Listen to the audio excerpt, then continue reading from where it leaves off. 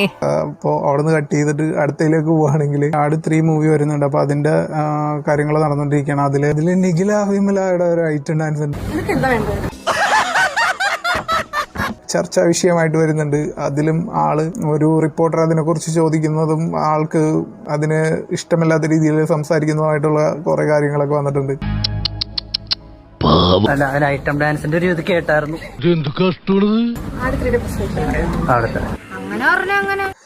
അപ്പൊ ഇതൊക്കെയാണ് കാര്യങ്ങൾ. ഇതൊക്കെ ഒരു വെറൈറ്റി ആയിട്ട് തോന്നി, അതുകൊണ്ട് മാത്രം പറഞ്ഞതാണ്.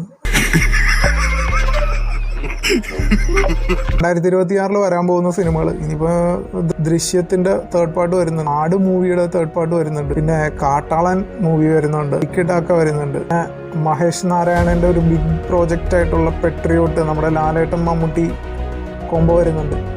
അപ്പൊ ഇങ്ങനെ ഒരുപാട് സിനിമകൾ ഇനി വന്നുകൊണ്ടിരിപ്പുണ്ട്. സന്ദീപ് പ്രദീപിന്റെ എക്കോക്ക് ശേഷം അടുത്തൊരു